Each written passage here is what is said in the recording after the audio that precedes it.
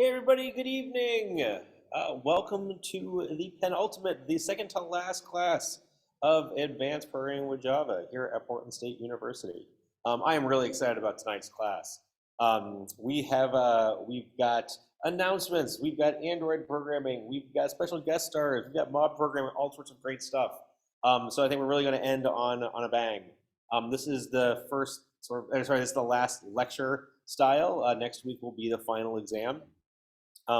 Between now and then, you've got your Android project to work on. And like I said, tonight we'll see some more Android programming. I'll be doing some more Android programming for you, and we'll see some things about activities and how to use intents, other great stuff like that. I had a couple of announcements, but I want to save those until more people are here. So let's start with Prime Minister's questions. What can I tell you about?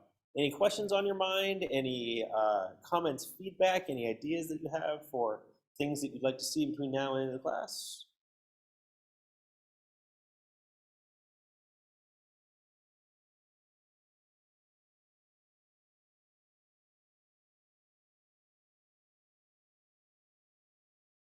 Anything?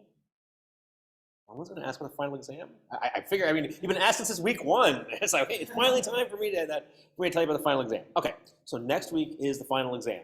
The final exam happens during class time. Here's how it's going to work. But the final exam is, it comes in two parts. There is a written part, which is done individually. It's essentially two quizzes put together. And so it'll be the same kinds of things that you saw on your quizzes, short answer questions about concepts from the course. There might be questions about APIs and the scope of the, however, there's no like coding. You're not going to be, you're not going to be writing big pieces of code. The scope of the final exam is anything in the course. And so then all the stuff covered in the lectures, all the stuff covered that we talked about in class, with of course an emphasis on the things that you did in your projects. This is an open note, open book exam. And what that means is that you can use any resource of mine that is on the website. So that means basically anything that starts with this URL, so csfpdx.edu//Whitlock. So that means all my notes, all the lecture notes, and the handouts, those kinds of things. I suppose if you look at the YouTube videos, you can find stuff fast enough. That's probably not going to help you. But you cannot, I am with other people. You can't use ChatGPT, whatever the hell it is. You can't look up on Stack Overflow, right? So the whole idea is it's supposed to be your own work, but you can use the resources that I've given you for the course. You can feel free to print them out if you want. That's what we used to do in years past, but we're all online and we're trying to make better use of trees. So just using the PDFs is fine. You can search in them. They're probably the fastest. So that is the first part of the final exam.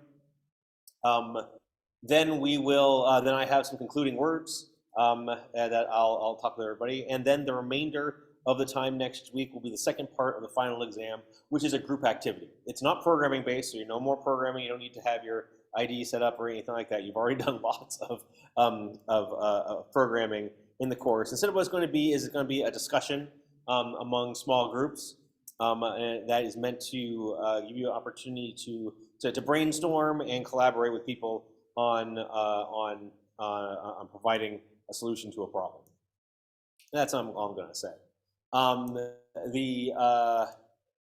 The written portion is something like 45 minutes. It's administered again via Canvas, and then the group part takes, I don't know, about an hour or so. So we won't be going terribly late. Next week, probably all told, it's about, I don't know, 2.5 hours. And then once we're done with that, anybody who wants to, who's down on campus, either to take the final exam or just to be here, we're going out for beers afterwards. I'm going out for beer. You can join me if you want. We'll go down to the library and we'll celebrate the end of the term.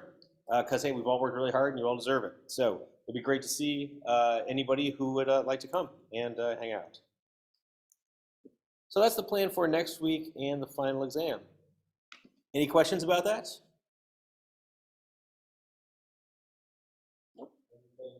I'm paying for the beers. Oh yeah, sorry, yeah. Let's be clear. Yes. Yep. Yeah. And hey, you've been paying me all term. What do I do around here anyway? So yeah, least I can do. Yep. Awesome. Okay. Any other prime minister's questions? Okay. Something coming in on chat. Final day to turn in projects. So I'm going to be grading Project 6, not this coming weekend, or the weekend after that. So there's final exam week. Please have everything in by Friday at 5 p.m. So I'm going to start grading. I'm going to grade over the weekend. And that way, hey, if there's something that's messed up, please pay attention to email over the weekend, because I'll be reaching out to you if there's something wrong with your project, like it doesn't build or like it crashes all the time. For the other projects at like the same deadline, the graders do have a couple of things to grade next weekend. But after next Sunday, I can't pay them anymore, which means they can't grade anymore. So if you do have any late or behind work, please also get it in by the Friday of final exams week at 5 p.m. Good question.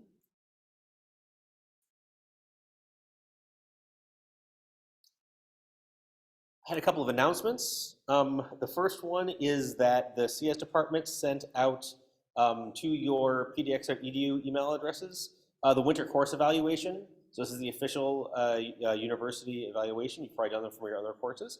I would appreciate that if you would do it for this and provide your honest assessment and feedback on the course. It helps the department get an idea of the value that the course provided you, and it also gives me good feedback in terms of what can be improved and what should be continued and amplified. So please do that. That is separate from the end of the term survey, which is a survey for this course, asks some different questions, lets you go into different, sort of some more class-specific feedback, class-specific feedback areas. And that's administered on Canvas and is also due before class next week. Also, I posted about this on Slack, but I wanted to amplify it here again about Wix. So, Wix is a student group called We in Computer Science, and they. Oops, sorry, I got lots of stuff on the screen for people here in the classroom. They were are actually a quite vibrant community before the pandemic, and just like so many other things, when we haven't been able to get together in person, it's kind of hard to get people to join a student group. And so they're getting back together, and they're looking forward to doing things, just getting people together to talk about what it's like to be a person who works in computer science, who's a student and is looking to pursue this professionally. And so then they've done a whole bunch of things ranging from town halls to career tech nights to a hackathon in the spring. And so I really encourage you to check out the event they have tomorrow, tomorrow afternoon. So from 12:30 to 1:50, they'll be in Fab 86-01. I heard there might be donuts and coffee too, which would be awesome. And to talk to some people who are in the group, because maybe it's something that you would enjoy. It's a great way to you maybe see people who are in some of the other classes you haven't seen in a while, or get to meet people in person that maybe you've only had a chance to interact with remotely. They have a Discord server that I've linked to here in the general channel. If you want to learn more about them that way, and that way you'll be able to have real-time communication with the student leaders. I'll once again stress, when I was a student, it was I always found it very valuable to be part of the student organizations. Yeah, I mean, it was good to meet people, but also just to have it would help me meet people in my classes. It would help just sort of give me a better idea of who the other students are, what's on their mind, and compare notes about job searches, about your classes. Find out which classes are exciting, which professors are boring, and which ones take you out for beer after the final exam. You know what I'm saying? Cool. So anyway, encourage you to check that out tomorrow afternoon. Okay. Anything else for Prime Minister's questions? I had one question, David. Yes. I just wanted to confirm that you did say that the Android app by Friday, and I think on the site it does say Wednesday. I just wanted to make sure It is we're officially good for Wednesday, Friday. the absolute last day that I will guarantee that I will grade it. Got Is it. on Got Friday. it. If I get something like Saturday afternoon or Sunday morning, I don't know. But yeah, so I mean, technically, please have it in by next Wednesday. But hey, Cool. if it snows again, if you need a couple more days, or you thought everything working and it really doesn't, I'll take it up to Friday night. After that, I can't guarantee that I'll grade it. All right. Thanks for clarifying. Oh, and Dan just posted in the chat that the Computer Science Professionals Association will be having a Super Smash game night Friday at 5:15 p.m. in the Smith Student Union, room 333. Thanks.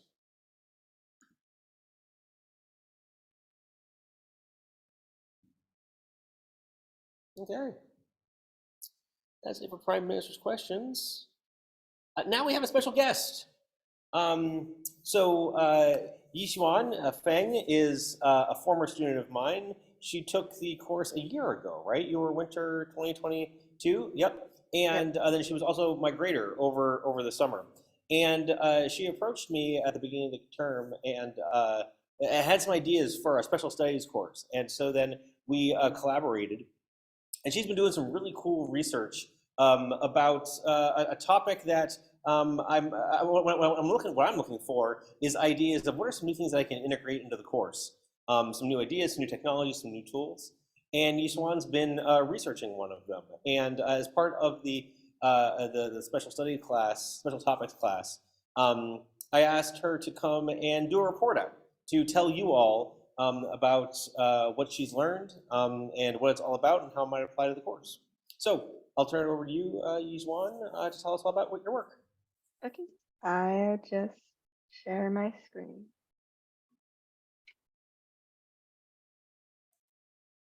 Can you see it? Looks great. Hey. Hi everyone, my name is Yixuan Feng. As Professor David said, I took advanced programming in Java last winter. It was super fun for me. This term, I am working on a special project on how to integrate a cloud database into a similar project that you have been working on in advanced programming in Java. So why this project? Me and Professor David have been talking about this, and we want to explore on how we can integrate cloud into the project we have been working on, and we think that would be super cool. And what does this project do? For both of the Java project and the Android project, instead of storing data with a file, we use the data platform MongoDB. So how this works is that we get the input from user on both Android application and the Java application, and then we send or retrieve the data to MongoDB. Once we push that data to MongoDB or retrieve the data, we get it back to the user. And how to working with MongoDB. MongoDB, I'm not sure if everyone have been working with it. I'll simply introduce how it works.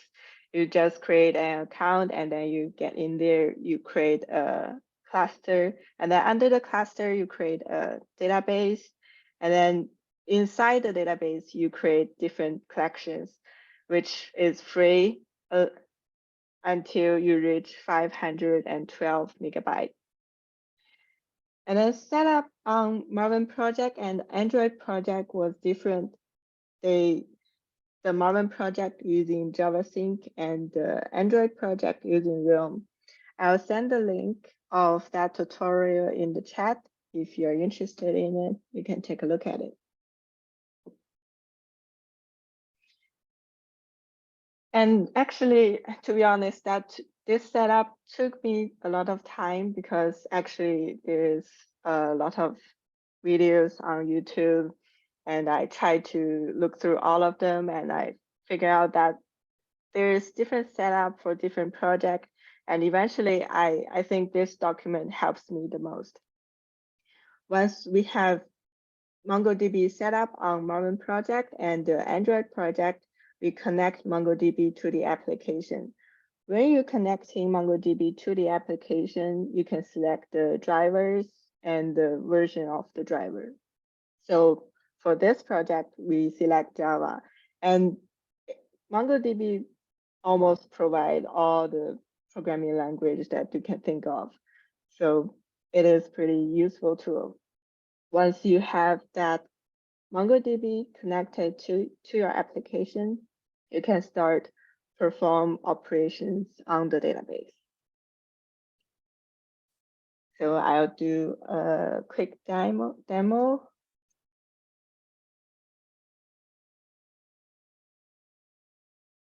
For this Marvin project, it is quite simple to set up the MongoDB. You just add the dependency in the POM, and then you do the Marvin verify. The only thing that this project is different from the project you have been working on is this file. This is the part where I connect MongoDB, where I retrieve the data. As you can see, I got the connection first, and then I get the database. Once I get the database, I get those collections under the database, which is user list and the task list, which is named as the username. And then once we got those user list and the task list, we can retrieve all the data inside those. So we get all the users and we got all the tasks. We can also add the task to the database and add user to the database. Then I'll run this real quick. Do you have an account with us? Yes. Please enter your username, iPhone, and your password. And then this will logs me in. So as you can see, I already have an account here.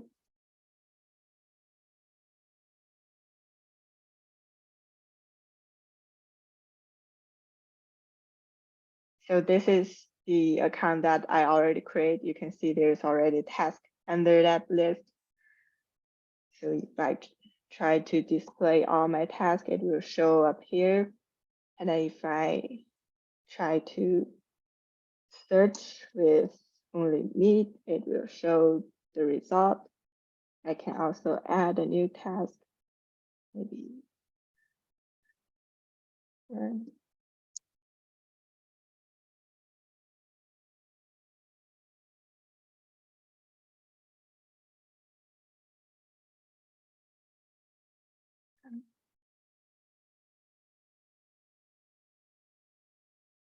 urban center.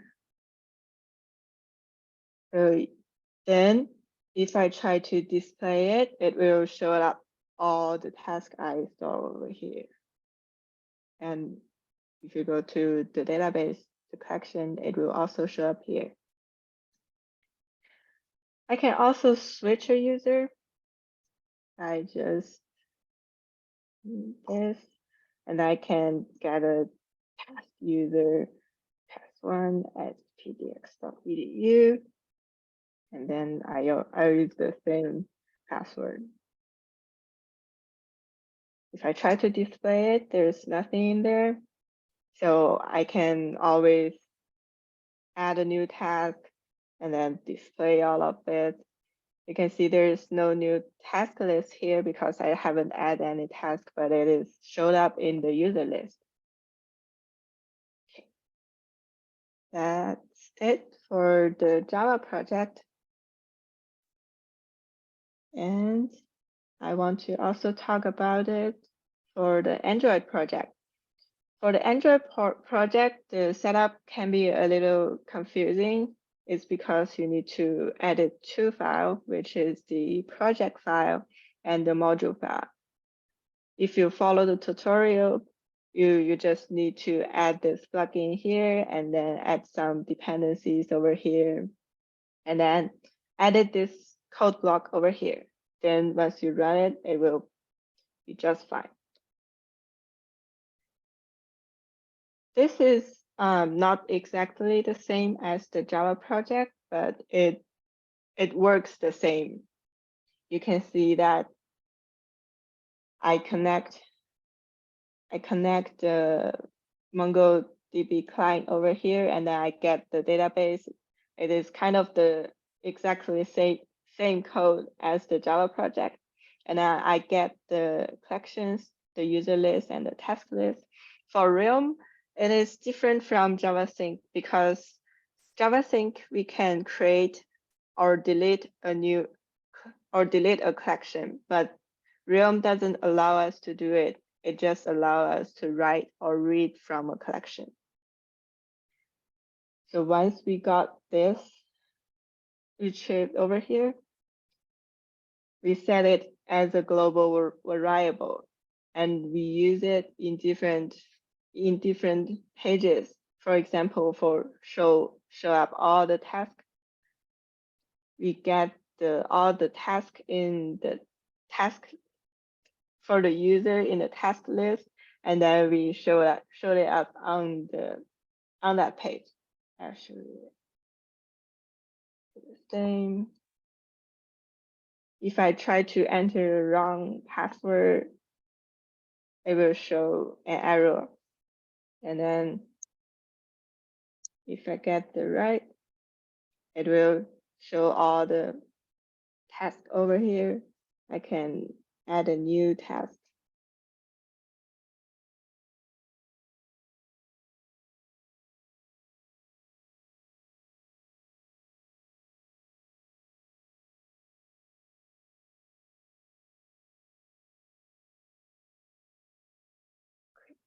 Add, it will show up here. And if you go to the collection, the task will show up here. You can see that I use the user name and user password and the time of that event as an ID, so that for the same user, they cannot have two events at the same time. And then you can see all the other informations was here. You can also search, for example, search the task 1. It is the same as your project. Besides, I am retrieving this data from the MongoDB database. I can also switch a user. I'll just create a new user over here. Task 1.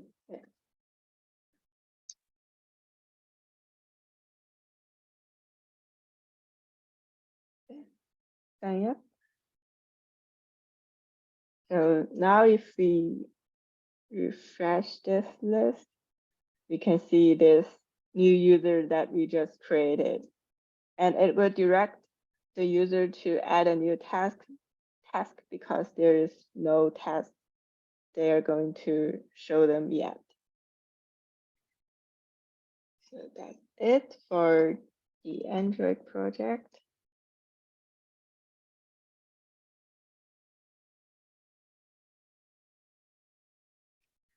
The lessons I learned, from all the work I work on for this project, I learned how to set up a MongoDB database and collection. I understand that different applications need different database and collection design, because as you can see, JavaSync allows user to create and delete the collection, but Realm doesn't. And I learned how collection stores data. I also learned how to set up MongoDB on both Marvin project and Android project. And moreover, I learned how to perform operators on database. Okay, that's it. Do you have any questions?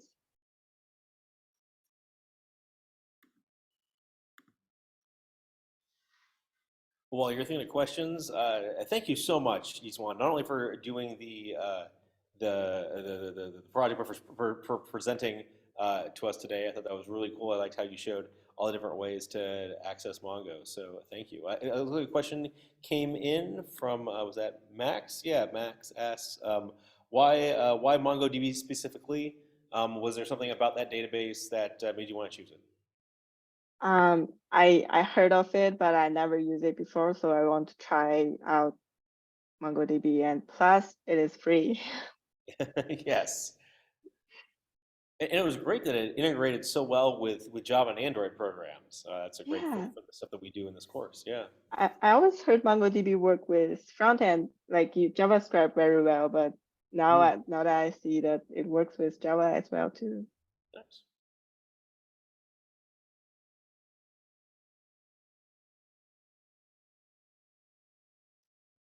Yixuan, could you also post your GitHub repository? I know it was on the first slide there, but I bet people would like to check that out.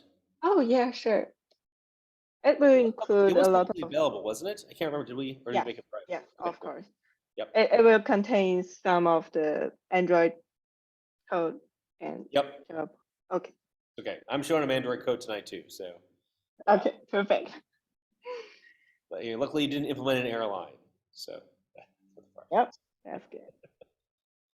Smart. Excellent. Thank you so much. Awesome. You. Great. Well, thank you very much. Uh, and thanks everybody for listening. This is the kind of thing that you can do with the knowledge in the course, right? Is to apply it to more advanced concepts. And I like this tour that we got in MongoDB. Maybe it's something that we'll integrate in the course in the future. Who knows? Yep, hopefully. Cool. Oh yeah, Max, is this what I'm going to do? No, I mean it's something that we're considering. When I think about sort of like the next 5 years of this course, it's like, hey, what are the things that we could integrate that would both be that can be accomplished in a single term? And so then, yeah, technologies like a MongoDB where it's easy to set up and where what you get, the experience that you get is working with a cloud-based object database instead of oh look, it's an Oracle database and everything's in squares instead of a graph. Okay, yeah. Excellent. Okay. Okay, Thank you again, Yixuan. I'll see you later. see you. Okay. Excellent. So cool. Okay. Next up, let's do some more Android programming. So last time we got an introduction to Android, and we saw some fundamental things. We learned about activities. We saw how you can use the designer to lay out components in your activities view, and then we saw how to integrate and interact with the activity. And so actually, let me just get the application going here. Here's the emulator. Bigger. There it is. Let's see if it's probably going to launch here in a moment or two. But anyway, so we learned about event handling and how you can tie a button to the method that is invoked when the oops, what's that? There it is. When the last time Android. Watch the airline. How you can hook the button together with the Java code, and how the Java code can then reference other widgets to then find out what their state is. So like what text has been added into a field, and then you'll work with that text. Hopefully, a question came in from Shiryoshi. I'm curious how to add dynamic content in the same activity which gets updated. Will the layout change? Yes, it will. And so I think that really helps inform what is on the screen. So, hey, let's say you're displaying a lot of text. Yep, you want to have that be in something that has a scroll bar, for instance. My experience has been is that some widgets are pretty static in their positioning, and then other ones that you need to need to grow or shrink depending on what it is that they're displaying. So what we came up with last time was this simple, we called it an airline app. Not doing anything related to an airline right now. It's got a click me button that puts up a toast, which is a flight. So we saw how to integrate the flight classes, the abstract flight, into the application. You had to do a special, you had to add a dependency to the project. And then we implemented we implemented some UI widgets that allow us to calculate the sum of two numbers. Yep, there is 6, it's tiny. I'm going to turn off this login right there. So that's what we did last time. And this showed the fundamentals of how to work with widgets and how to handle events. Tonight we're going to, but there's only one screen. What we're going to do is we're going to add another screen. We're going to have multiple activities in our Android application. And so we'll learn how to launch that activity. We'll learn how to pass data back and forth. And we'll see a couple of advanced widgets to display that data. And then if there's time, we might do a couple more things, but I want to make sure there's enough time for mob programming. So let's dive into it. Okay, so what I want to do is instead of having the calculator be on the primary, on the main activity, I want to put it in its own activity. So I'm going to create a new activity. And again, an activity is a screen. And the way I do that is that I say file new, where is activity? And I'll just open the gallery so I can find it more easily. We saw this when we created the project. All sorts of, let's see here. Here's a basic activity with a plus. I don't really want a plus. I think I just was going to just have an empty activity and go from there. So I'm going to call this activity calculator activity. So I'm going to move the calculator widgets into its own activity. And it is not a launcher, meaning it's not like the main activity. Same package, and it's still in Java. Good. And this is a wizard that Android Studio offers, and what it'll do is it'll create the shell of a Java class, and there will be an activity layout file here, and very bare bones stuff, which is fine. Great way to get started. So now I have this activity. Now the activity, and actually, if we go and we just look at it, calculator activity. It doesn't have anything right now. There aren't any widgets, and that's fine. The first thing that we want to do is display this activity, because right now we just have this. Oops, let's get rid of the. Oops. There we go. What I want to do is I want to change, instead of this click me button, I want to launch the calculator. So when I click on click me, what it will do is it will, I want to change it so that it starts the calculator activity. And this is a very common thing to do in Android applications. So the whole idea is you get multiple screens, and to navigate between the screens while you perform some operation, like clicking a button. So, as you may recall, here in our main activity, when we find, here's the click me button, it is on click is display message. Well, I think instead of display message, I'm going to rename this method to launch calculator. And actually, I'm going to change, instead of saying click me, I'm going to have it, actually I'm going to, I'll change this to say launch calculator. And then I'll do the refactoring to put it into a string resource, because again, it's highlighted in yellow. Android doesn't like it very much. Let's put it in strings.xml. Then it's happy. And now, now let's talk about the logic of having one activity launch another activity. So I'm going to get rid of this code that creates the flight and toasts it. Now, the way that you launch an activity is that you use the intent class. Now, I hope you remember from the lecture what an intent is. It's a very important concept in Android. The whole idea is that you are expressing the intent to do something. And this is a really nice abstraction within Android when you think about it, because an intent can represent, well, really any action you want to take. So what we'll see now is like my intent is like to go display this activity. That's great. But your intent can also be something very high level, like I want to display a picture. I want to send an email. And the whole idea is that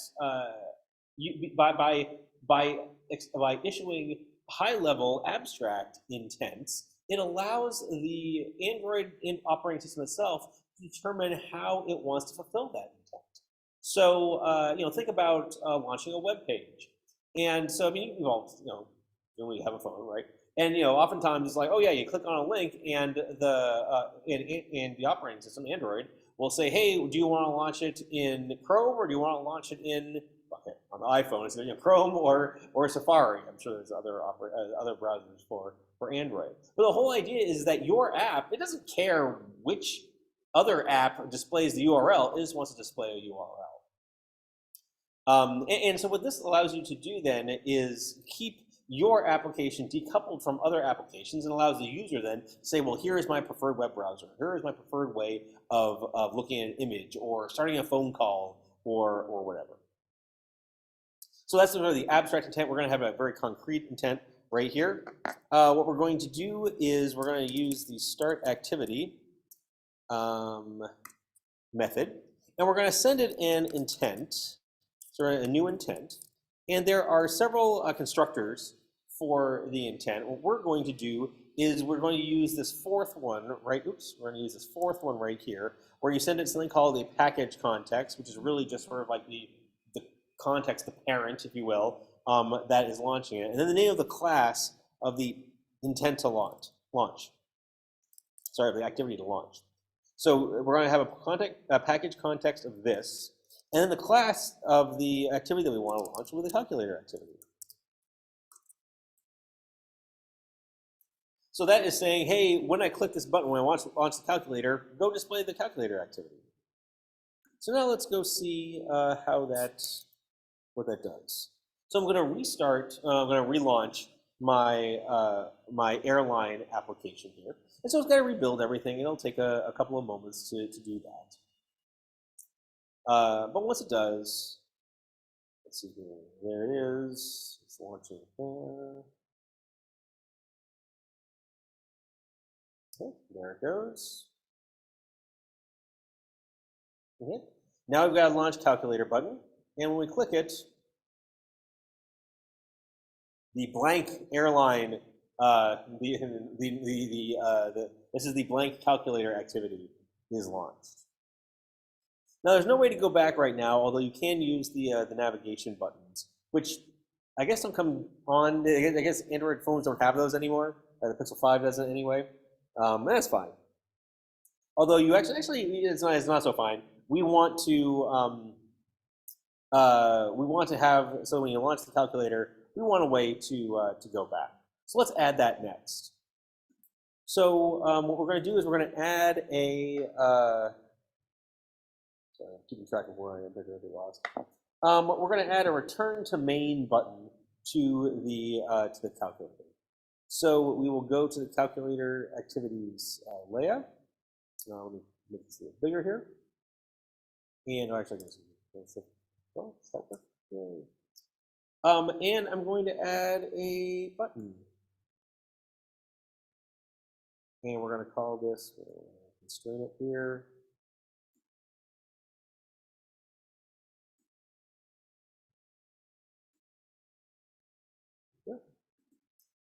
And we're going to call this, we're going to call it return, return to main.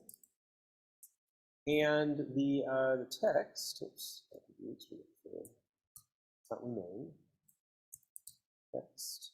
Instead of just calling it a button, we're going to say return to main. Nice. So now we've got that.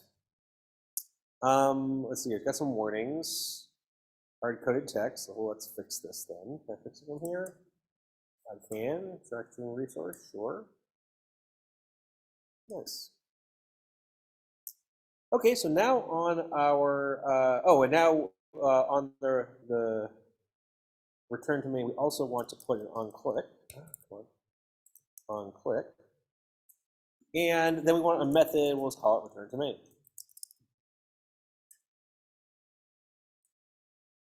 And it'll probably contain, maybe not there, but certainly over here. Now we'll say there's not a return to main method, so we'll create one on the calculator activity. And so this is the code that's invoked when that button is clicked. And here's what we want to do when we will return to main. We're changing activities. So we're going to use, well, actually, okay. So we're changing activities, but in this case, we're basically going to say, hey, this activity is done. We're kind of popping it off the stack, if you will. So what we'll do is we'll call a method that is inherited here called finish, which basically means that this activity is done doing its thing. Don't display it anymore. Take it off the screen and display the previous activity that was displayed.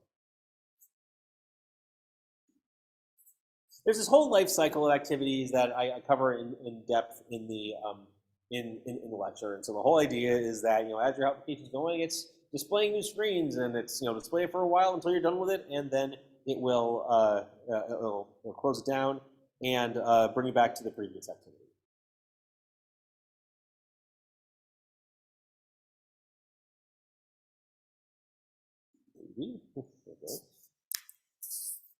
Okay, so now we'll launch the calculator, and now we'll return to main. Oops, maybe we won't return to main. So, not like that.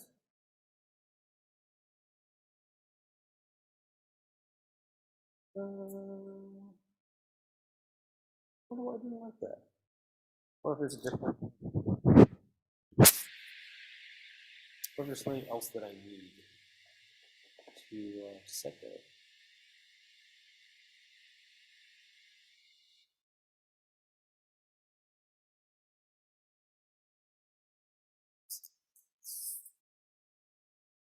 Calculator, slowly return to main. Oops. Oh, it's not. What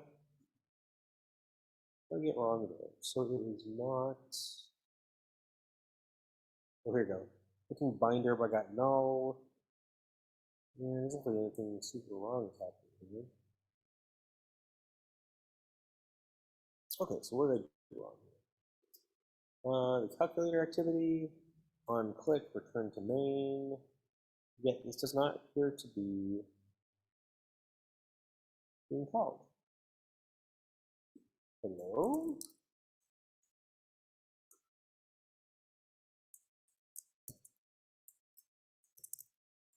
Hello? Okay, let's put this there now, and we will debug it again. If anybody sees what I'm doing wrong, please speak up.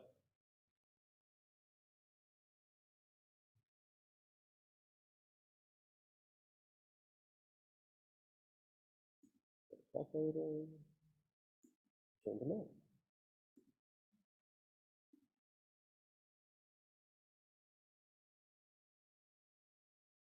Question from Max. So for every activity, do we define the on methods? Consider if user's use changes. For example, if the user switches screen orientation or switches to another app.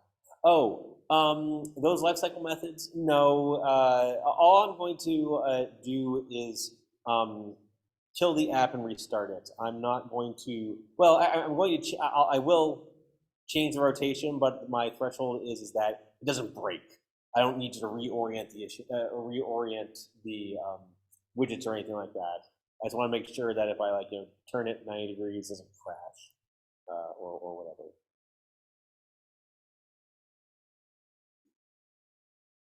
Huh. Resource failed to close. And it is, okay, so what is going on here? Okay, so clearly my return to main code is not being invoked. Okay, so what did I get wrong? Android, oh wait, this is Android on click for like the entire, oh, it's the entire, oops, I'm gonna click over here. Oh, there you go. So sorry, my Android on click, I don't even know how I did that, got put on like the top level widget, not the button. So that's not what I wanted. I wanted it down here. Fascinating.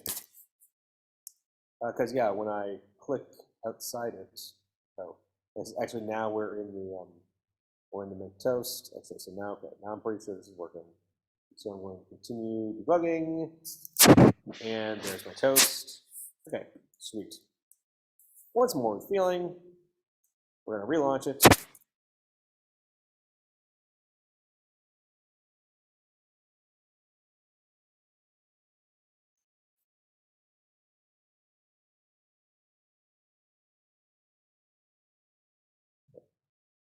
Launch the calculator. Again, get outside, nothing happens. Return to main, and there it goes back. So this is how you navigate between activities. You launch them with an intent, and when you're done with it, you close it with a call to finish. Any questions on that?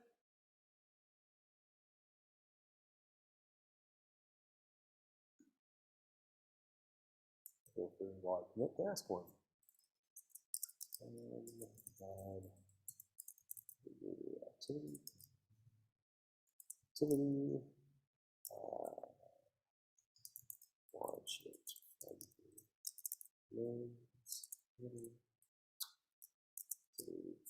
from the main activity and close it.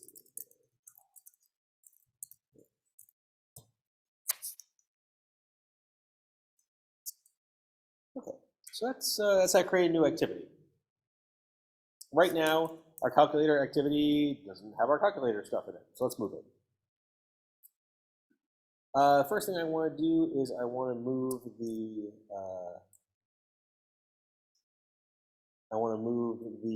widgets. So I'm going to take those out of main activity, and so that will be everything I believe in this linear layout. Now, okay, I'm going to like cut and paste it. Now you're going to watch me fiddle with the designer here. So before the button, we're going to add this, and then everything's got to be mixed up. Yep. I'm going to do this again. Actually, I wonder if I can do XML. And, oops. I'll fix it from that. So let's see here. What does it look like? Oh, to top of, I don't know, what if we just change the top parent?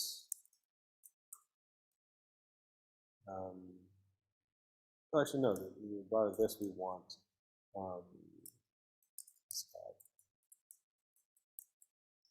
Not a button, we want, what do we call it? Return to main.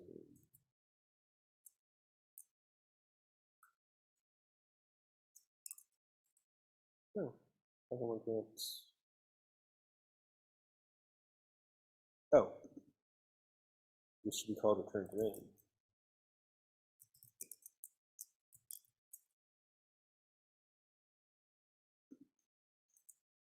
Yeah. So if I do that, now how ugly does it look? Well, that looks better. Actually, that looks pretty good. I'm not going to mess with it. So let's see if it actually looks that way or not. It does have some complaints though. No speakable text. This text is unspeakable. Some hard-coded text. We'll get rid of these because it's easy to do so. Let's call it plus. And let's call this. I can't fix it here. Okay. Well, some other things that I was complaining about. No matter. Okay, so now we've got this.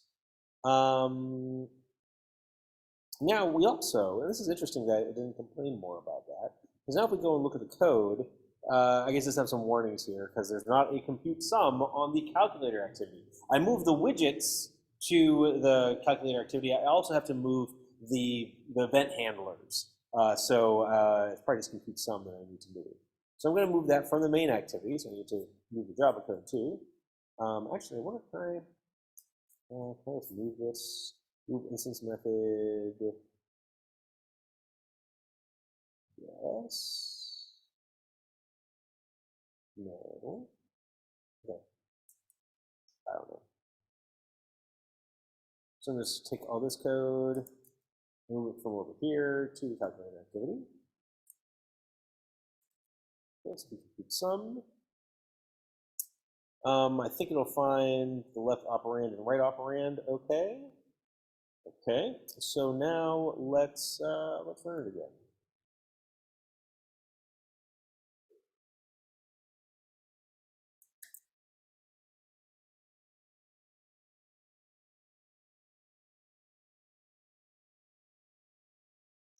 Click on launch calculator. Okay, now we have a calculator, and so we will put 5 plus 6 equals 11. Great, all seems to work. Return to main. Great, that seems to work too. Super good. Okay, so any questions about what we just did there? That was just some code refactoring. So right, we moved we basically extracted the calculator widgets and their functionality. We moved it from the main activity into the calculator activity. And so now when you say launch calculator, you've got the calculator stuff. It all seems to work. Hey, David, I had a question. This is Yeah. Devin. So essentially, we're going to be doing the same thing with the airline app. Like, well, on the main page, I know you said before it in last class, it's kind of up to us, right? Like how we want to organize that in terms of as long as we can get to a README and add a flight, search flight, so it can have like separate, basically views for all those activities. Yes, and as long as it's intuitive enough for me to figure it out, which it almost always Sure, is. sure.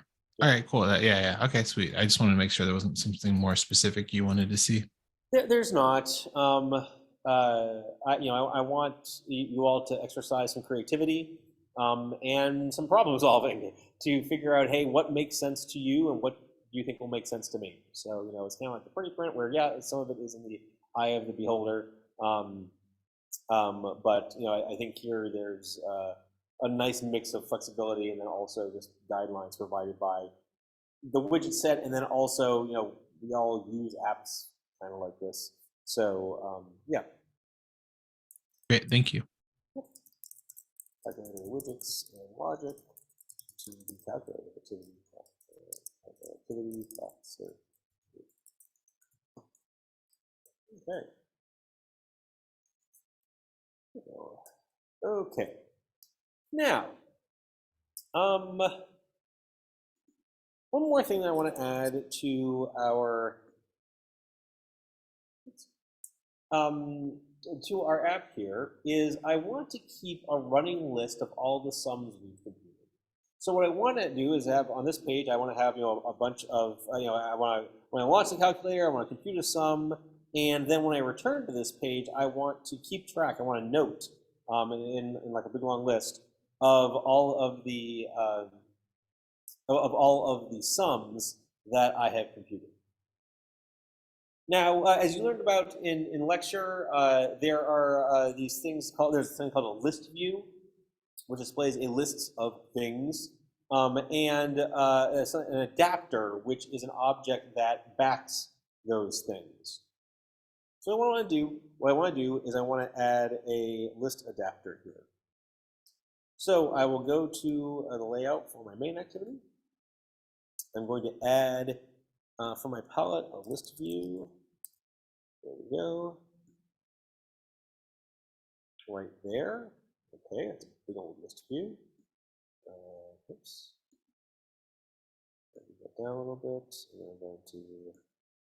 Oops. Oh, I want to put that. And,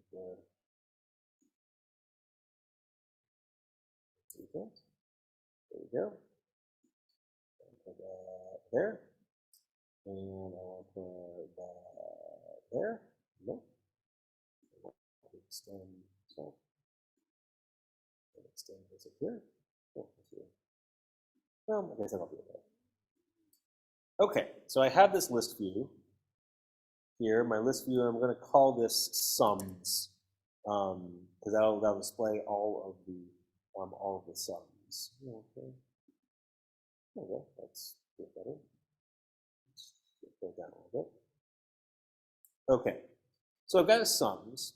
Now, there's nothing in this list widget. All it knows is that, hey, there will be some data structure or some adapter underneath it that will tell it what it's supposed to display. So let's go tell it what to display in the main activity. Now, there's some things that let's see here, that I need to do here. Here in the constructor, let's see here, set content view, I can do it after that. I'm going to get the list view widget. I'm going to call it list of sums. And this is going to be find view by ID, r.id. I name this thing sums. Yeah. Right there. Oh, why does it underline? Oh. Maybe I didn't call it sums. Didn't I call it sums? I do sums. Oops, it does not like that.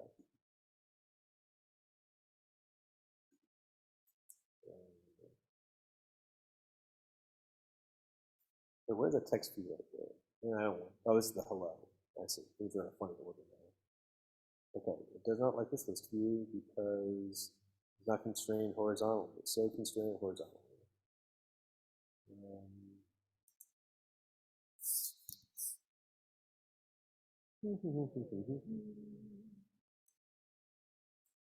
Yeah, sorry, let me try to get this looking a little better here. So list view. I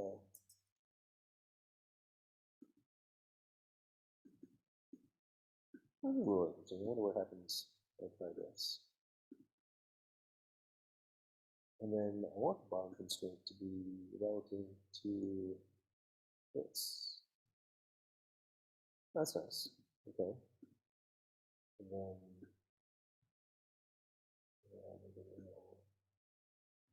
there we go. And then constraints like that. That's only constraint kind of like that. Okay. Maybe we don't need to do that. Okay. Interesting. We'll see how all that looks. Now, is this any happier? Okay, this is happier now. This guy right here, this hello, is complaining about this. Oops. Oh, it's collapsed it. That's where I went. And it's no longer there. So to the bottom, you want hello. Actually, I don't even need hello anymore. So what happened to the Actually, maybe it should be up in design view. Actually, look like it's gone anyway. Oh, I see it. Somehow got smushed over here. Oops. Yeah, this is just really not happy right now. Okay, so then let's just get rid of the hello. And then we want this view to be constraint. Let's see here.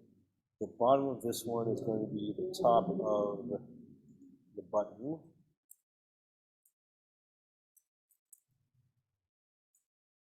And I thought we renamed this. I thought we renamed this to launch calculator. I guess not.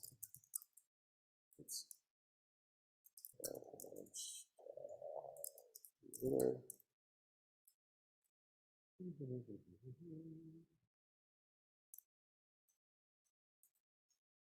Calculator, and we want this one to be the top of this one is the bottom of also the top of the parent. Oh, this is the bottom. Okay. So we want the top of this one to be the bottom of sums.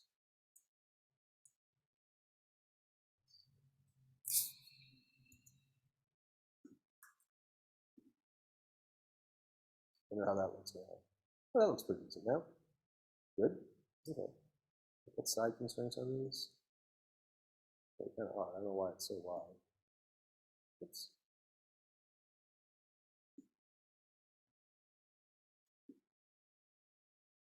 Let's mess everything up. Happened again. Okay. I'll figure this out right now. Yeah, we'll see. Is that really good? Not complaining about anything. Okay, cool.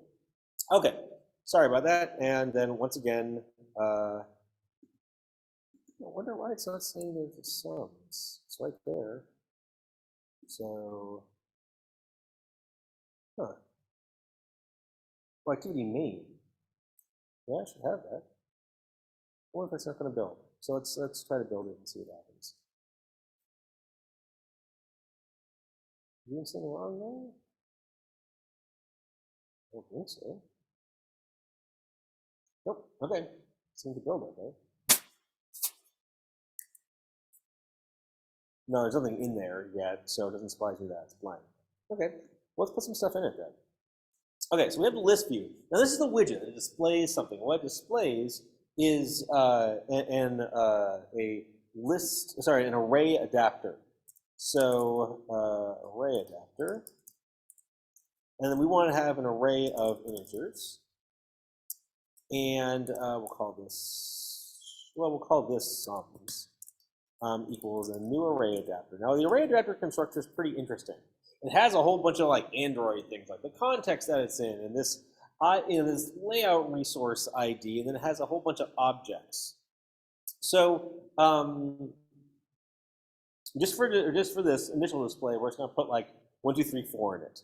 And for these things, the context is the main activity that's launching it. Now the layout resource, this is interesting. This is another widget that is used as the sort of the template for each cell in the list view. And I always have to look this up. So there's like a special sort of template widget that you can use that's in the Android.R. So this is like the globally wide. Oops, not import that.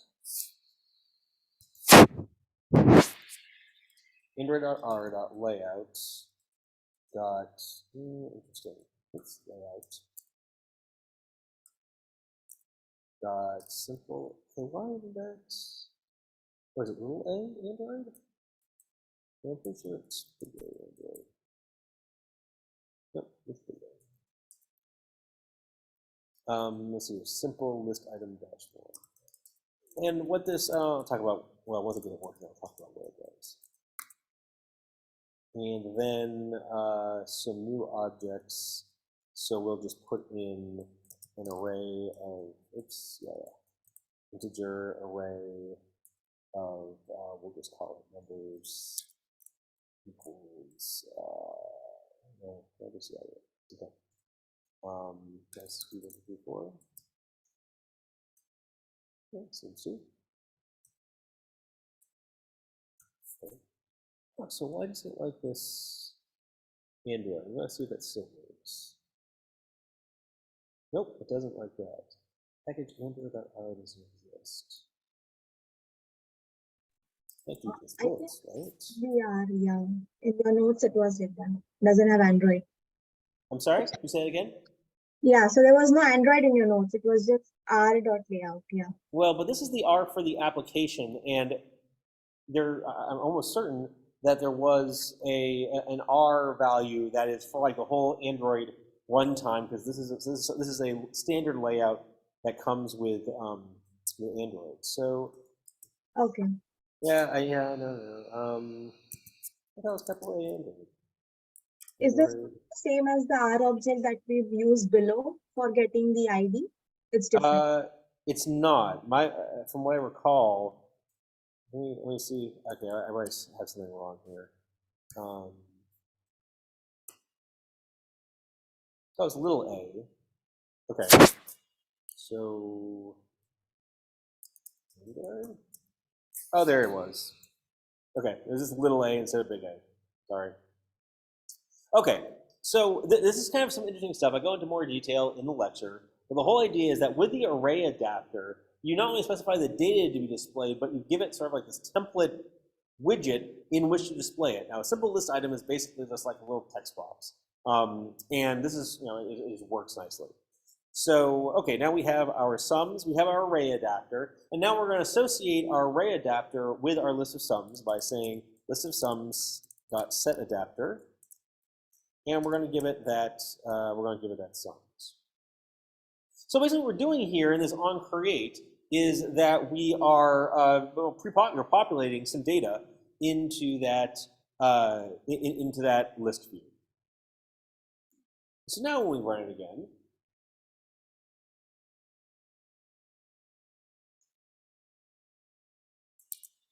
oh, there it is. So now we have in this list view we have all of this data 1, 2, 3, 4, and so we launch the calculator. We'll return back to main. There it all is again. So okay, and so this is the first step that we're taking. Right? We're working in baby steps here. So the first step is, okay, we've got this list view, and right now it just contains a bunch of numbers. This is a good checkpoint. Any questions on that? We added a list view widget, and now we populate it using an adapter.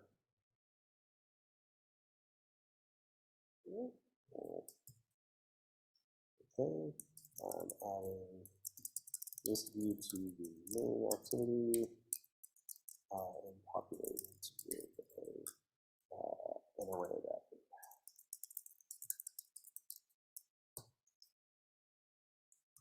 Okay. So this is cool, but it's got static data in it. We don't want it to contain static data. Instead, we want it to contain the sums that you have computed. Now, the sum is computed over on this other activity, right? And so this is the activity that knows about your sums. When is it time for a break? It probably is. Yeah, it's a good time for a break. So let's take 10, and we'll come back at 6:47, and we'll talk about how we can get data from one activity to another activity.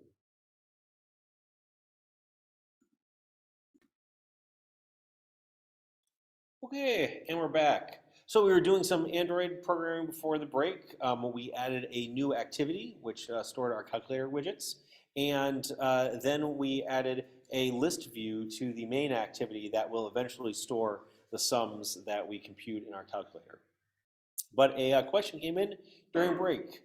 When do we use something other than this in place of context? That's a very good question.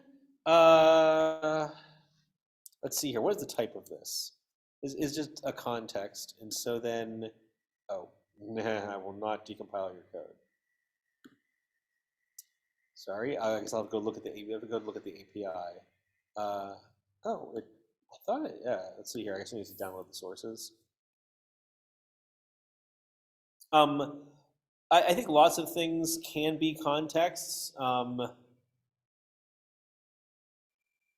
I'm trying to think. I don't think I've ever used anything other than this because I've just done sort of some basic things. And so it might be, oh, that's a lot of source code that was downloaded. Okay, good. Oh,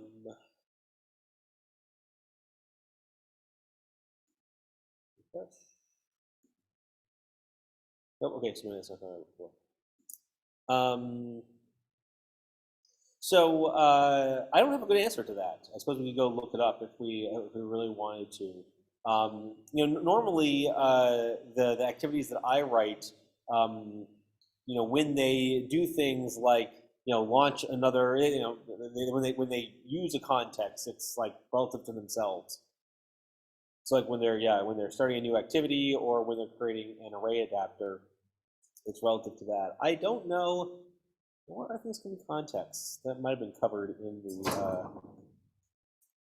the lecture. Now I can't remember. Okay, looks like we have code now. So implements, and I'm trying to find context. What if I can do that again from here? Array adapter context. And let's see here. Is it gonna show me the children? There it is. All sorts of stuff. Okay, it could be an application. or an activity. I have no idea what these backup agents are. Services. As you can see, there's lots of things. So, I mean, I guess it all depends. I mean, so context, here again, if you read the Java docs, it's a very abstract notion of just some amount of, okay, it provides a bunch of, global context. Okay, so then it probably just means that it is, some entity within the application. Again, I don't have a really crisp answer to that. Might be worth researching. Luckily, it's not something that I've had to interact with much.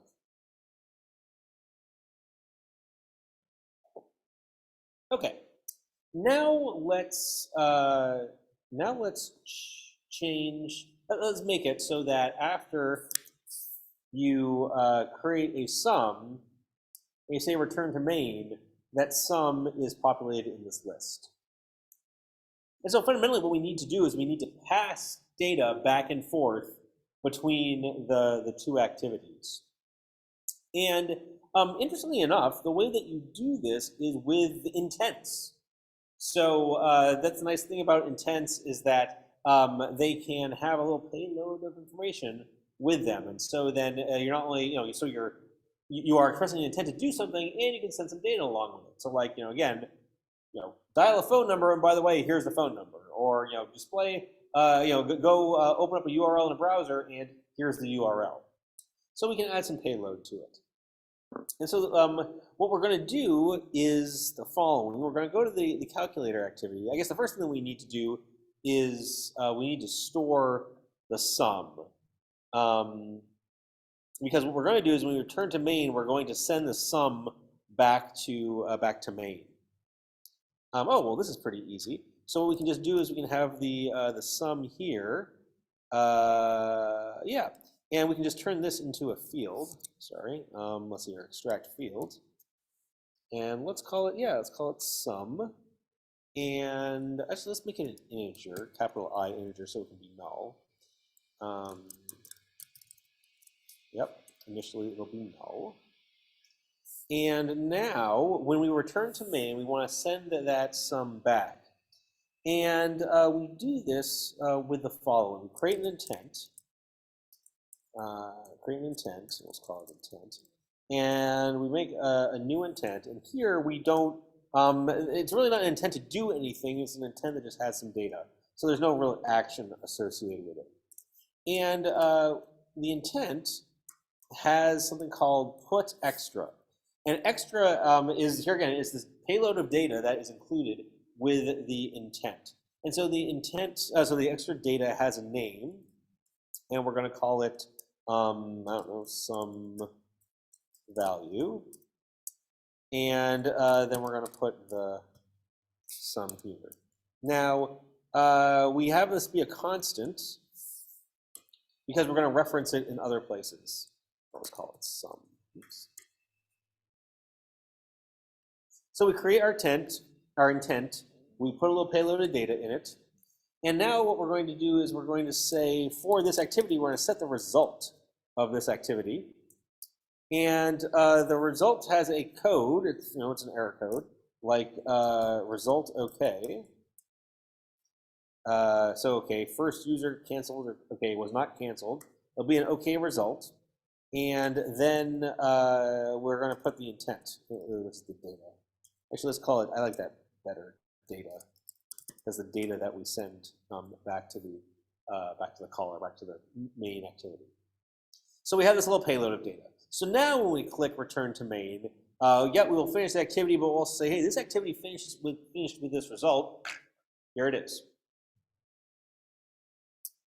Okay, so that will send the payload back. But the main activity doesn't know to expect that the it doesn't know that the activity might return some data. So now instead of start activity, we will say start activity for results. Now it's deprecated technically, and no, that's all right. Okay, so let's see here. Okay, the intent, and then it also needs something called a request code. So this is a code that the activity assigns and knows about for the operation, or rather the result to expect. So we put a code associated. We'll call it get sum. Oops. And we'll create a constant field and 42.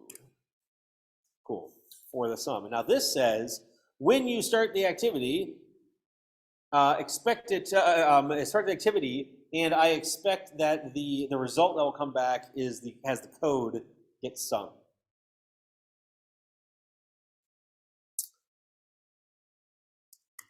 When the activity, when the main activity is returned to after a child activity has been started with a result, the on result, on activity results. Oops. Oh, sorry, I'm not overriding that. I am. Why override method? Code override methods control L. On activity results. Yep. So this is a callback on the activity that is invoked after the when the child activity that has been launched is done. Said, okay, it's going to launch for the result, and then when this guy comes back, it's going to call this on activity result. We call the superclass so it does some bookkeeping, and now we're going to handle the result that came back. So we care about it when the let's see here, when the result code is okay. Right, result okay. Yep. When it's this, like the result was returned. The result code that was returned from the calculator. So basically, this thing right here. When it's okay, we care about that. Then what we're going to do is we want it to be the request code here was this value right here, the get sum, that request code. So if it equals get sum, and so now this is the result that we expect. Let's look at the data. Integer dot sum equals data dot get the object. What's it called? It's maybe that got. How do I do that? Is it serializable? It's serializable. Yeah. Okay. The name of it is this calculator activity over here. It was some value, so it can't be private anymore. Some value. Import it from calculator activity. And oh, it doesn't like that. Okay. And then as an integer.class. And then if the sum is not null, now we want to put this into our array adapter. So we don't want the bogus numbers anymore. Now we want to have I think it's one an empty list here. Oops. Array list. And now, we also want to make this then a field so that can be referenced in a different method. Sure, initialize it there. That is fine. And now we'll say this dot sums dot add, and that's our sum. So what we're doing here is a couple of things. We have to handle this data that's passed back and forth between the activities. So in the calculator activity, you need to now include this little payload in the result of the activity. And in the main activity, you need to say, well, now I'm expecting an activity, the child activity, the calculator activity, to return a result. So you assign a code, and that code is delivered to this onResult activity method when the calculator activity is done. The request code is delivered, as is this result. Was the result okay, or was it canceled? In addition to an optional data intent, which I should probably check to make sure that the data is not null. If you find that this method is invoked with an OK result and the request code that you expect, then you get the, what's it complaining about here? Maybe there's some pointer exception. Sure, I will say if data doesn't null.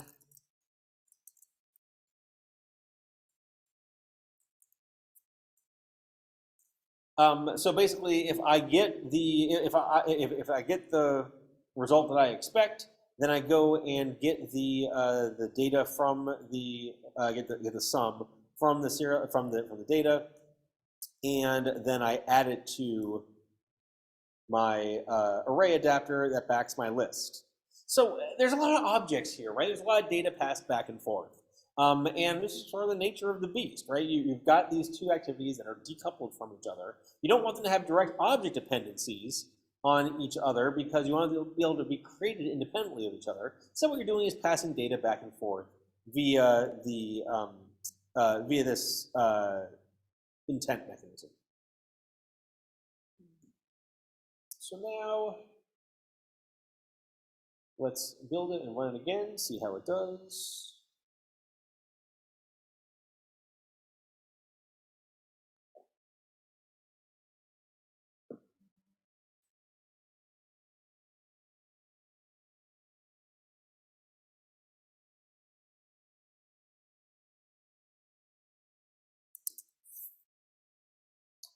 Okay, so nothing in the list. That's fine. Launch calculator, and we're going to have 4 plus 5 equals 9. I'm going to return to main, and there's my 9. Right. So I launch the activity. 10 plus 7, 17. I'm done with the activity, but I'm going to send back the sum payload to the parent, who then receives that payload and adds it to the list. So you can see what we're doing here, right? We've got 2 activities, and now we're using 1 activity to generate data that's displayed in the previous activity. Questions?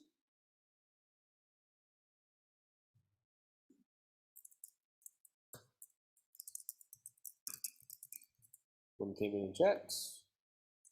How long does that data persist?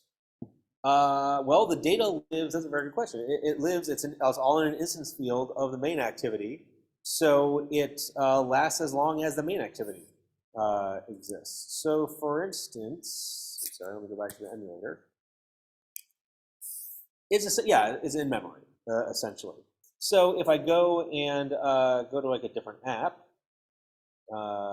here, and I open up, well, I don't know. None of these is going to be fast to open up. Well, I suppose this will. Okay, so now I've got notes or whatever the heck this thing is. Okay, oh, it's chat, okay. Now, if I go back to this, okay, well, it looks like it's still there. Can I add more stuff to it? Plus 3, plus 8, turn to main. Okay, it's still there. However, yeah, if I then kill the app and I launch it again,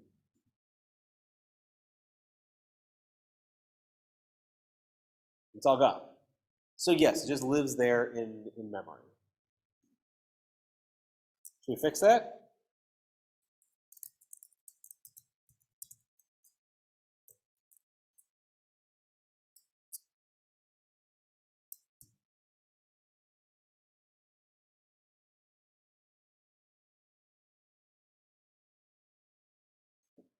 Well, actually, there's one other thing I wanted to show first. Let me got this. So what I want to do is it would be neat if I could like click on this thing and have it do something. a question, do we need flight information even after the airline application is killed, which was saved earlier? The answer is yes, because you write the airline information out to the disk, essentially, the storage for the Android app. And I think I've got time to show that off. I'll just do that next. So there's a link to it in the assignment, but there's a whole API for working with files, the internal storage, and it's the Java.io file API actually, so it's really nice to work with. So let's see here. Here now, I'm going to change it so that we save the list of sums out to internal storage, and then we read it again once when the application starts. So after we add the sums here, we're going to call write sums to internal storage.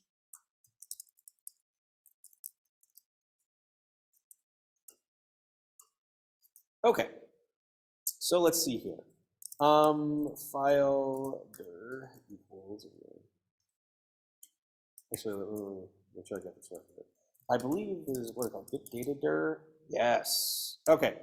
So every Android application has a location in disk, an internal storage, to call its own. This is where it can write files. It has permission to write those files. No one else can see it. And so then it's called the data dir. And so then let's create a variable here called data dir. And you know what, just for yucks, let's just toast it so that we can see where it's at. Oops. And we'll just say datadir dot get f3 path.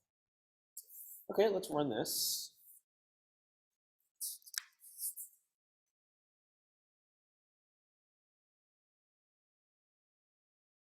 So then we're going to calculator, we're going to put in a sum. And wait for it. We'll come back. But there it is. Slash. Oh, it was really fast. Sorry, let's make that a little longer.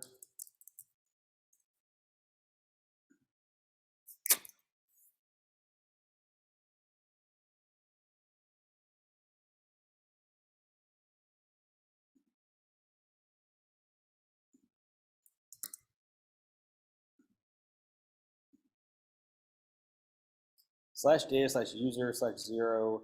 Okay, it was like the PDX bitlock. You can find that again using the device explorer here in Android Studio. It's actually a pretty important thing because this is where you can see everything on the the internal storage, the disk, if you will, of the for the application. So it was /u. What was it again? It'll fly so fast.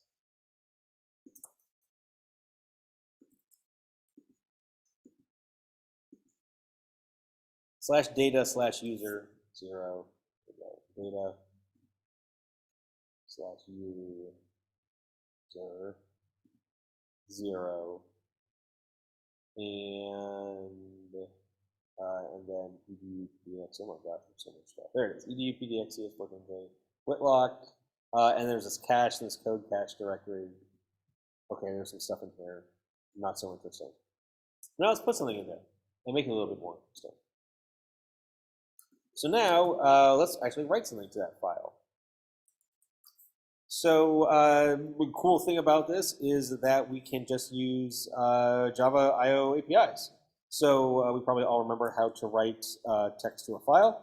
So we'll just put each number in sums on one line. So we'll say the following. We'll just put together a print writer. We're going to say this piece of try. pw equals new print writer of new file writer of I need a file. So file, let's call it sums file equals new file in the data directory, and we'll call it sums.txt. and we will write to that sums file. Oh, the exception might be thrown, and yeah, we'll just add it to the catch. Oops, that's not what I wanted. We'll add it to the method signature, so we'll catch it later. And now we're just going to do a print line, oops, for integer, integer sum and sums. It's got sums. Oops, it doesn't look like that. Can I not use? No, of course I can use the advanced for loop. What did I do wrong there? I have the wrong number of. What?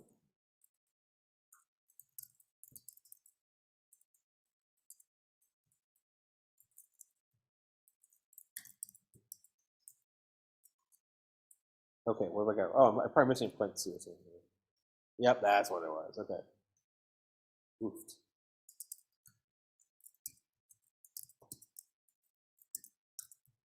Sums, and then dot. Can I not get an iterator over them? Okay, maybe I can't. Okay. Name. I was right the first time, and I equals 0, while I is less than this dot sums dot count.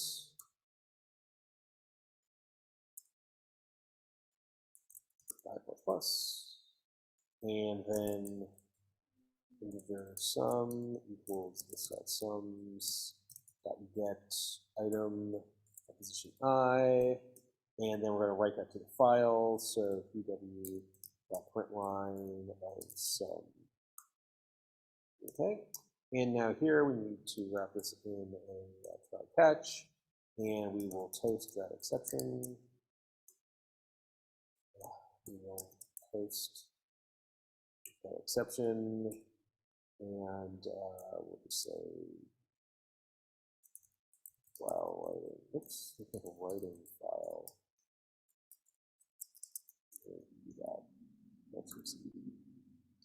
And we want that to be that. Okay, and look, file APIs, just like we've been using since like week 2. Yay, yay Java, yay standard programming language. So we'll launch this again. We'll launch the calculator. We will do 5 plus 4, 4 plus 5 equals 9. We got 9 there. Now if we look over in the File Explorer, do we need to refresh it? How do we do this? Synchronize. Oh, there it is, sums.txt. You can open it up, and here it displays it. It's got 9. Yay, so we're able to write the file. Okay? That's super cool. Oops. Let's put some more stuff in it. Actually, no, just leave it 9. Okay, so we write the sums to internal storage, and now, when we, let's see here. Now, when we create our, now when we create our array adapter, this thing takes a list of integers. Fine. We will then pass it in, and we'll call it sums from file.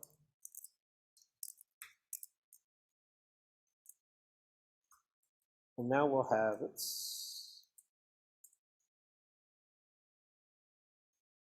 Now we will just have a method here that says read sums from file. That's good to know. Okay, so we'll just call this list of integer sums equals that. And now we're going to get a buffered reader.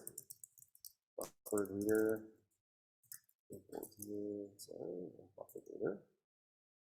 Oh, actually, we can do that file. So let's turn this into a method which is get sums file.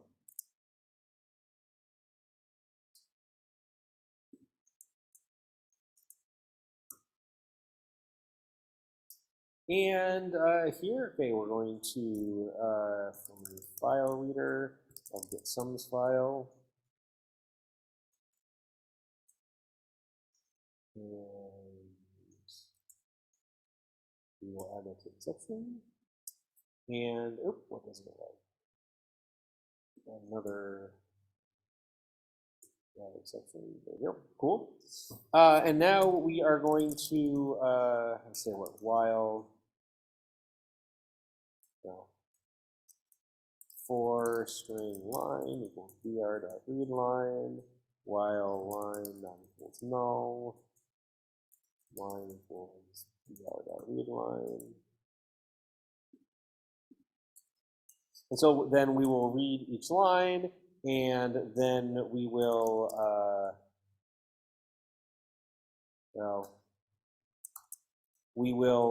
add to sums. We will say integer.parsent line. Of course, we should do some arithmetic in there, but we're not terribly inclined. And then we will return sums. Just kidding. Reading stuff from a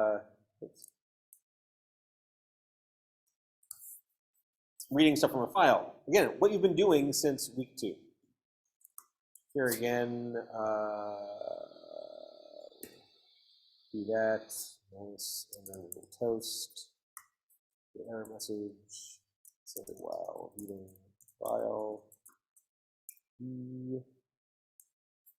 Oops. Maybe that's too long. Not that we're gonna see it, I hope. But you gotta catch it. Okay, so now when we initialize and when our activity is created, we will read the contents of the sums file. Okay, so now let's redeploy.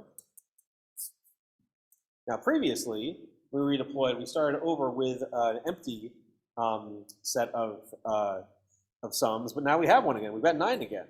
It's back. So we can, say 11 plus 4 now equals 15. We return to main. We got both of those. Now we can fill the application, and now when we bring it back again,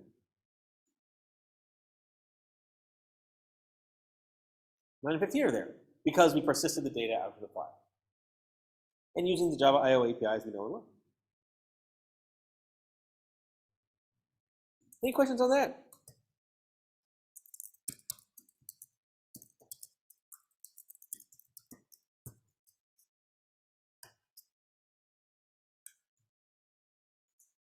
Question from chat. Should we implement a clear option in our app? You do not need to. No. However, the app does maintain multiple airlines. So I guess if I wanted to start over with something, I would just create an airline with a different name. And you don't need to delete flights from an airline either. That's not functionality for the previous projects.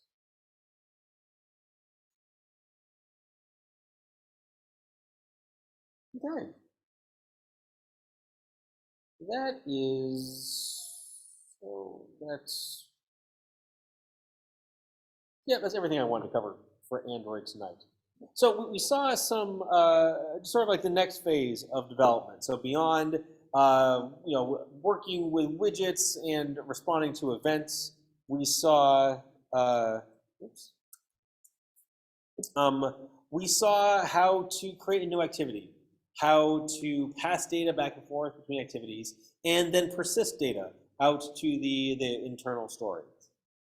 And so what I hope that's given you is a better idea of what's possible in Android, how you do some more fundamental things, and maybe give you some ideas of how you can apply those to your project.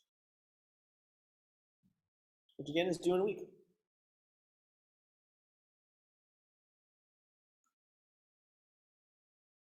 Okay, anything else? It's time for another break. Okay, 9-minute break. Let's come back at 7:30, and then we will do some mob programming. This is our last opportunity to mob program. So I'm looking forward to that. That's it. Okay, so enough Android for tonight. Let's spend the rest of our time together doing a, let me turn off the emulator here. Let's quit the whole thing. Let's spend the rest of our time together tonight working on our final mob programming kata. It's the game Minesweeper. Yeah, hey, it's Windows 3.5 all over again. So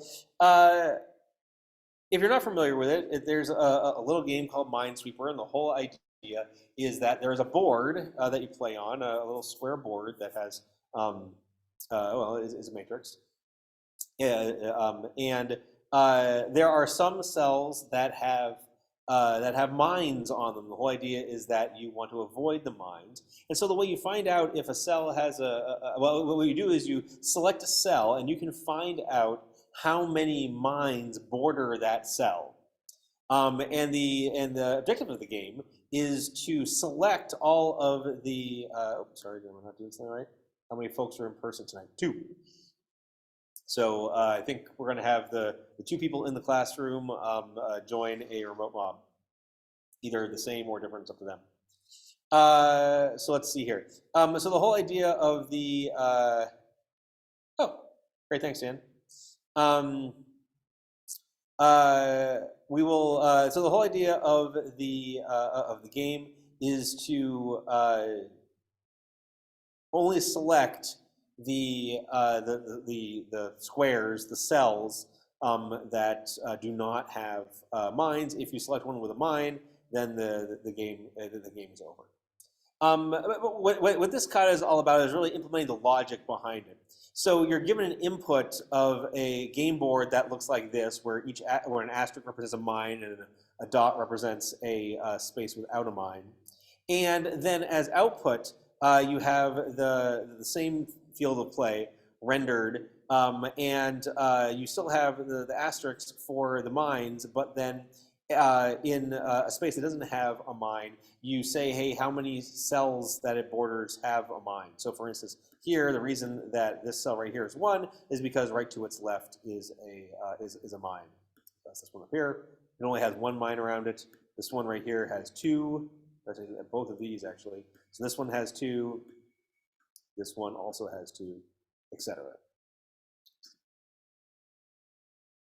So there's an input. You tell it how many rows and how many columns, and then you basically send it in this input here, and you expect that output right there. This is a oh, and it looks like it's got some test cases here, which is nice. This is another good example I found of test-driven development, where you can send it little things. So you gotta test the boundaries and the edges and everything like that. Yeah, there's that. Let's see here. Yep. So basically, for input like this, you would have output like that, or approximately like that.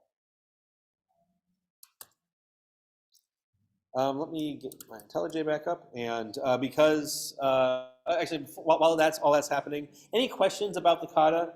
Let me paste the oops. Let me paste the link here in the chat.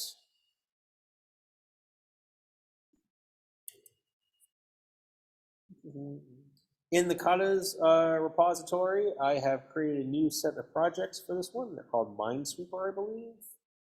So please do a git pull to get the, oh yeah, there they are. Minesweeper, I've created 7 rooms. I think tonight, let's do 2 Zoom rooms. I think Dan said he was on his way here, and so you can decide if you want to do a mob of 3. Otherwise, yeah, let's just do 2. 2 breakout rooms.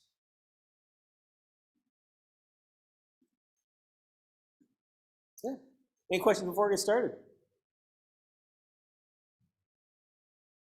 We'll go for, I don't know, about an hour, and then we will then we'll check in and see how it goes.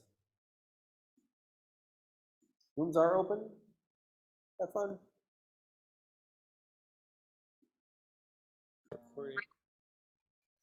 Okay. Well, hey, that was our third and final. Actually, no, keep sharing your screen because we'll just go first here. Oh. Yep. And so yeah, that was it for mob programming. So this third one, it was interesting. I'm curious to hear how it compared to the other ones, and all the people in the room, and then we'll do remote people. So let's see here. Hey gang, can we get everybody in there? Maybe, I don't know. Stand over here or something. You don't see me. We have to do like a 90s album cover, like all hunch over. You're yeah. It becomes boy bands. Okay. Okay. What do we think? I'd say I prefer playing the game. Well, yeah, you had to mob program with me, and so then I was coaching towards working in baby steps and doing test-driven development. I don't know how that worked for you.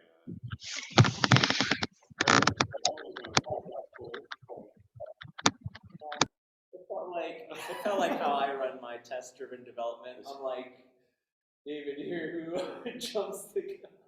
Make the MVP, dude, and then the code will throw stack traces. Well, and we'll follow them. The exercise is to find the most, how you say, degenerate or like most basic next iteration or just next step that you can make. I'd like connected it. Oh. Sweet. Oh, is that just audio? It's speakerphone. Okay. It probably works fine on the laptop, honestly. We'll figure it out. But yeah, it was good, like coaching directly from you to see what is the smallest baby step that we could take to test. That way, everything is airtight. You know where you are. Yeah. Okay. Yeah. Fair enough. Fair enough. We can get carried away trying to push, like try to implement the logic, and we can foresee how we want to implement it. But the hardest thing is to make sure that our logic up to that point makes sense. Okay. Yeah, I have mixed feelings about it. Like, I feel like on the one hand, like it's really cool to have like absolute certainty that what you have down is like functional and that it'll form a good foundation for the rest of your code. But at the same time, like I feel like it would work really well writing down your design and then doing it, because if you have an inspiration for like, I'll implement it this way, but then you're like, but you're doing these tests, then you might forget that good idea you had. So maybe if simultaneously we wrote down our design, so we had the big picture at the same time as doing the little steps. Yeah, because is it fair to say that it was almost distracting knowing that you like, this is what I want to be in 5 moves, but I'm stuck back here. So just like writing it down was get it out of your head. Yeah, kind of like that. No, yeah, that's good. Yeah, and so then, I don't know what waterfall, but it was a little design up front. What do you think, Dan? Any dad? In genuine honesty, I do everything at once, and it's going to go wrong. But the gigantic 10-page error log that's just completely red, I just use that as an anti-blueprint. It'll tell me everything that how my code is wrong, and then now I just go and fix all the errors, and that's how I make sure that before I get to that stage, right, I can write down my design, every single requirement for the program, and make sure that there are tests or functions written for it, how many bugs it may be. But I don't know. That's. Are you saying you do no tests, or you That's do? like the anti-test. I love No, you were saying that you like wrote all your tests up front though, right? So like instead of like a test, implementation, it's like, hey, you want to understand the whole bounds of the problem by like writing a ton of tests, and then that gives you feedback. But it would not be like actually like I drifts down because like there's certain tests, right, where it literally won't work unless there's, because like the baby steps, right, it makes sense to do it step by step, because I mean, if you have a test for the website and you don't have the HTTP protocols and a test that says load this website, what is a website? Right, so like it's like blueprinting, writing it down, make sure that you have everything you need in place, then try to do it all at once. Okay. Nice, excellent.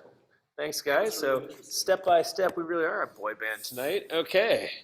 So we'll come back over here and get everything. Yeah, it ain't so. Okay, excellent. We'll get everybody up on the screen. Thanks, folks in the room. So let's go to room 1 now. That was Cheng, Matt, and Shrioshi. So I think you're all experienced mob programmers. So how is tonight different? Let me turn on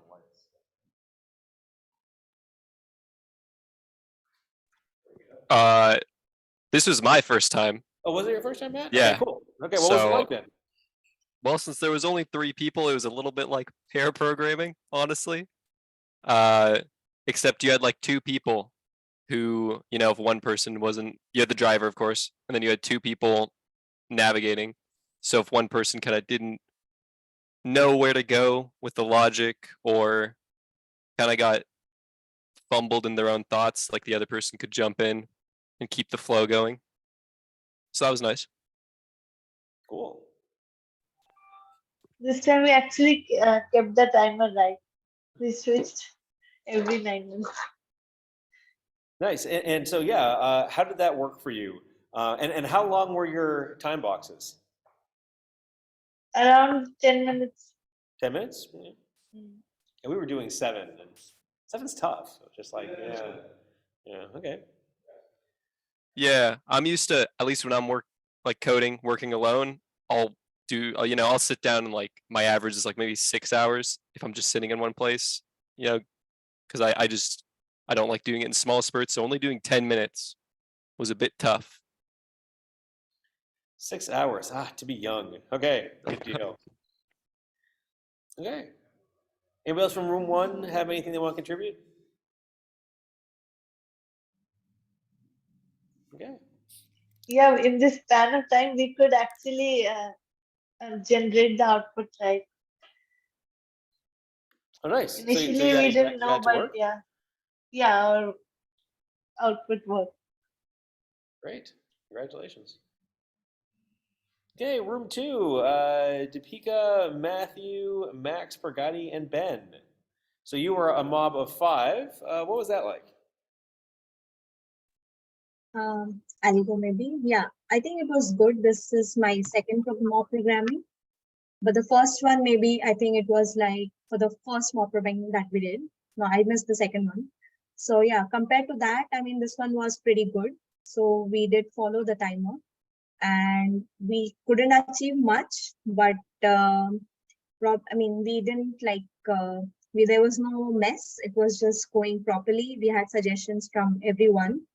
And since the group was large, initially we did face some problem, like from where to start or how to validate the input in the beginning. But yeah, once we started writing, I think we were doing good. Yeah. Excellent. Other observations people would share?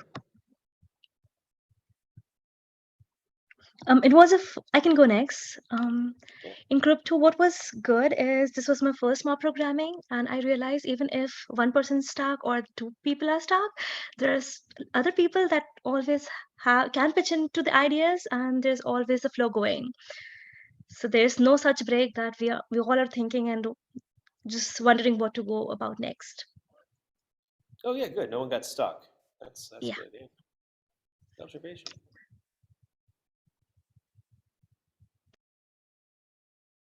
Anything else from room 2 that you'd like to share?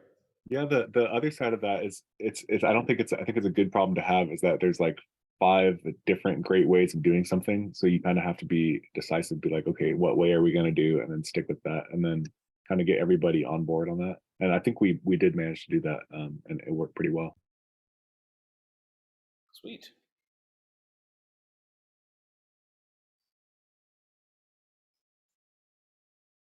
Nice. Anything else you'd like to share?